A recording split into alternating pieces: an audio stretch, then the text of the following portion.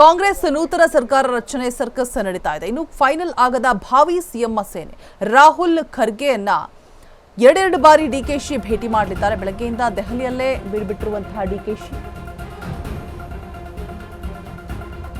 ಇನ್ನು ಕೂಡ ಫೈನಲ್ ಆಗಿಲ್ಲ. ಭಾವಿ ಸಿಎಂ ಸೇನೆ ರಾಹುಲ್ ಖರ್ಗೆಯನ್ನ ಎರಡೆರಡು ಬಾರಿ ಡಿಕೆಶಿ ಭೇಟಿ ಮಾಡಿದ್ದಾರೆ. ಸೊ ಬೆಳಗ್ಗೆಯಿಂದ ಕೂಡ ದೆಹಲಿಯಲ್ಲೇ ಬೀಳ್ಬಿಟ್ಟಿರುವಂತಹ ಡಿಕೆಶಿ ಕೆಸಿ ವೇಣುಗೋಪಾಲ್ರನ್ನ ಭೇಟಿಯಾಗಿರುವಂತಹ ಭಾವಿ ಸಿಎಂ ನಾಳೆ ರಾಜ್ಯಕ್ಕೆ ಆಗಮಿಸಲಿರುವಂತಹ ಹೈಕಮಾಂಡ್ ನಾಯಕರು ನಾಳೆ ಸುರ್ಜೇವಾಲಾ ಕೆಸಿ ವೇಣುಗೋಪಾಲ್ ಎಂಟ್ರಿ ಆಗಲಿದ್ದಾರೆ. ನಾಳೆಯ ಸಿಎಲ್ಪಿ ಸಭೆಯಲ್ಲಿ ಎಲ್ಲವೂ ಕೂಡ ಬಹಿರಂಗ ಫಿಕ್ಸ್.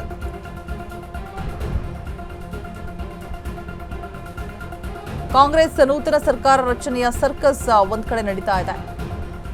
ಇನ್ನು ಕೂಡ ಫೈನಲ್ ಆಗದ ಭಾವಿ ಸಿಎಂ ಸೇನೆ ರಾಹುಲ್ ಖರ್ಗೆಯನ್ನ ಎರಡೆರಡು ಬಾರಿ ಡಿಕೆಶಿ ಭೇಟಿ ಮಾಡಿದ್ದಾರೆ. ಬೆಳಗ್ಗೆಯಿಂದ ದೆಹಲಿಯಲ್ಲೇ ಬೀಳ್ಬಿಟ್ಟಿರುವಂತಹ ಡಿಕೆ ಶಿವಕುಮಾರ್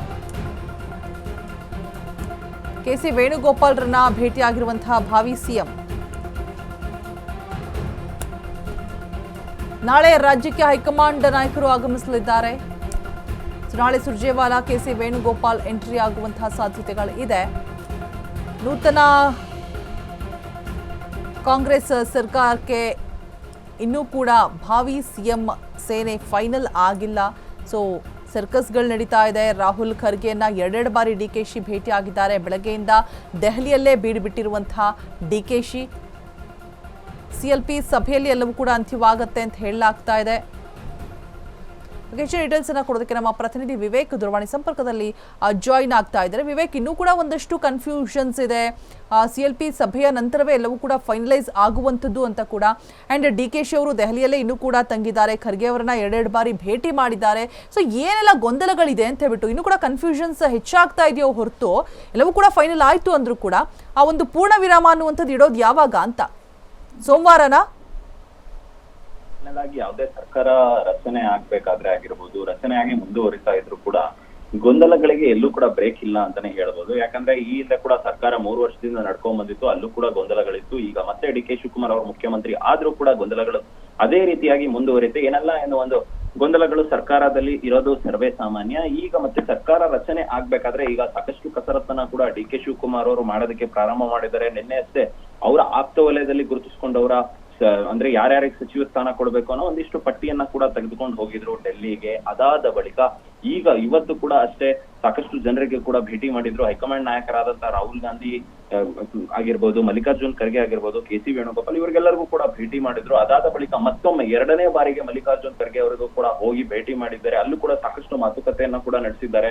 ಇನ್ನೇನ್ ಸಚಿವರ ಪಟ್ಟಿ ಕೂಡ ಫೈನಲ್ ಆಗಿದೆ ಅನ್ನೋ ಒಂದು ಮಾಹಿತಿಗಳು ಕೂಡ ಲಭ್ಯವಾಗ್ತಿದೆ. ಆದ್ರೆ ನಾಳೆ ಸಿಎಲ್ಪಿ ಸಭೆಯನ್ನ ಕರೆದಿದ್ದಾರೆ 4 ಗಂಟೆಗೆ ವಿಧಾನಸೌಧದ 3ನೇ ಮಹಡಿಯಲ್ಲಿ. ಅಲ್ಲಿ ಸಿಎಲ್ಪಿ ಸಭೆ ನಡೆಯುತ್ತೆ. ಸಿಎಲ್ಪಿ ಸಭೆಯಲ್ಲಿ ಬಹಿರಂಗವಾಗಿ ಸಿದ್ದರಾಮಯ್ಯನವರು ಸಿಎಲ್ಪಿ ಅಧ್ಯಕ್ಷರು ಕೂಡ ಆಗಿದ್ದಾರೆ. ಈಗ ಅವರು ಬಹಿರಂಗವಾಗಿ ಡಿ ಕೆ ಶಿವಕುಮಾರ್ ಅವರ ಹೆಸರನ್ನ ಕೂಡ ಆಯ್ಕೆ ಮಾಡಿ ತಿಳಿಸ್ತಾರೆ. ಅವಿರೋಧವಾಗಿ ಆಯ್ಕೆ ಆಗ್ತಾರೆ ಡಿ ಕೆ ಶಿವಕುಮಾರ್ ಎಂಬ ಮಾಹಿತಿಗಳು ಕೂಡ ಲಭ್ಯವಾಗ್ತಿದೆ. ಸದ್ಯದ ಮಟ್ಟಿಗೆ ನಾಳೆ 4 ಗಂಟೆ ಆದ ಬಳಿಕವೇ ಎಲ್ಲ ಈ ಗೊಂದಲಗಳೇನಿದೆ ಇದಕ್ಕೆಲ್ಲದಕ್ಕೂ ಕೂಡ ತೆರೆ ಬೀಳುತ್ತೆ. ಮುಖ್ಯಮಂತ್ರಿ ಸ್ಥಾನದಲ್ಲಿ ಡಿ ಕೆ ಶಿವಕುಮಾರ್ ಅವರು ಕೂತ್ಕೊಳ್ತಾರೆ. ಅದಾದ ಬಳಿಕ ಸೋಮವಾರ ಪ್ರಮಾಣ ವಚನ ಮಾಡುವಂತ ಎಲ್ಲಾ ಸಾಧ್ಯತೆಗಳು ಕೂಡ ಇದೆ. ಅದಾದ ಬಳಿಕ ನಿಧಾನಕ್ಕೆ ಅಂದ್ರೆ ಅವರು ಪ್ರಮಾಣ ವಚನ ಮಾಡುವಂತ ಸಂದರ್ಭದಲ್ಲಿ ಒಂದು 10 ರಿಂದ 15 ಸಚಿವರಿಗೆ ಮಾತ್ರ ಪ್ರಮಾಣ ವಚನ ಸ್ವೀಕಾರ ಮಾಡೋದಕ್ಕೆ ಅವಕಾಶ ಮಾಡಿಕೊಡ್ತಾರೆ. ಅದಾದ ಬಳಿಕ ನಿಧಾನಕ್ಕೆ ಅಂದ್ರೆ ಒಂದಿಷ್ಟು ಸಚಿವ ಸ್ಥಾನದ ಏನ್ ಫೈನಲ್ ಪಟ್ಟಿ ಬಿಡುಗಡೆ ಮಾಡಿ ಅವರಿಗೂ ಕೂಡ ಸಚಿವ ಸ್ಥಾನದ ಅವಕಾಶವನ್ನ ಕಲ್ಪಿಸಿಕೊಡ್ತಾರೆ. ಅಂದ್ರೆ ಏಕಕಾಲದಲ್ಲೇ ಎಲ್ಲ ಸಚಿವರನ್ನಾಗಿ ಆಯ್ಕೆ ಮಾಡೋದಿಲ್ಲ, ನಿಧಾನಕ್ಕೆ ಮಾಡ್ತಾರೆ. ಅದು ಕೂಡ ಚರ್ಚೆ ಆಗ್ತದೆ ದೆಹಲಿಯಲ್ಲಿ.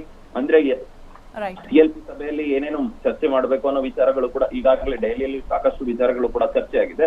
ಆ ಚರ್ಚೆ ಏನಾಗಿದೆಯೋ ಅದೇ ವಿಚಾರವನ್ನ ತೆಗೆದುಕೊಂಡ್ ಬಂದು ಸಿಎಲ್ಪಿ ಸಭೆಯಲ್ಲೂ ಕೂಡ ಪ್ರಸ್ತಾಪ ಮಾಡ್ತಾರೆ. ಅಲ್ಲಿ ಅವಿರೋಧವಾಗಿ ಆಯ್ಕೆ ಆದ ಬಳಿಕ ನಾವು ಯಾವ ರೀತಿಯಾಗಿ ನಡೆದುಕೊಂಡು ಹೋಗ್ಬೇಕು, ಇಲ್ಲಿವರೆಗೂ ಕೂಡ 3 ವರ್ಷ ಯಾವ ರೀತಿಯಾಗಿದ್ವು, ಮತ್ತೆ ಅವರ ಸಾಧನೆಗಳನ್ನ ಕೂಡ ಅಲ್ಲಿ ಸಿದ್ದರಾಮಯ್ಯ ಅವರು ಹೇಳ್ತಾರೆ. ಅದಾದ ಬಳಿಕ ಮುಂದಿನ 2 ವರ್ಷಗಳ ಕಾಲ ಎಲ್ಲರ ಬೆಂಬಲವನ್ನು ಕೂಡ ಇದೇ ರೀತಿಯಾಗಿ ಇರಲಿ ಅನ್ನೋ ಒಂದು ಮಾತುಗಳನ್ನು ಕೂಡ ಆಡುವಲ್ಲಿ ಸಿದ್ದರಾಮಯ್ಯನವರು ಇರ್ತಾರೆ ಅಂತ ಹೇಳ್ಬೋದು. ಯಾಕಂದ್ರೆ ಇನ್ನು ಅವರ ಸರ್ಕಾರ 5 ವರ್ಷದಕ್ಕೆ ಜನರು ಆಯ್ಕೆ ಮಾಡಿ ಕಳಿಸಿದ್ರು. ಅದರಲ್ಲಿ 3 ವರ್ಷಗಳ ಕಾಲ ಈಗಾಗಲೇ ಮುಗ್ದಿದೆ. ಇನ್ನು 2 ವರ್ಷಗಳ ಕಾಲ ಇದೆ. ಆ 2 ವರ್ಷಗಳು ಎಲ್ಲರೂ ಇದೇ ರೀತಿಯಾಗಿ ಒಗ್ಗಟ್ಟಿನ ಪ್ರದರ್ಶನ ಮಾಡಿ ಅಂತ ಹೇಳುವಂತ ಎಲ್ಲಾ ಸಾಧ್ಯತೆಗಳು ಇದೆ ರೋಜಾ. ರೈಟ್, ಥ್ಯಾಂಕ್ ಯು ವಿವೇಕ್, ತಮ್ಮೆಲ್ಲ ಅಪ್ಡೇಟ್ಸ್ಗಾಗಿ.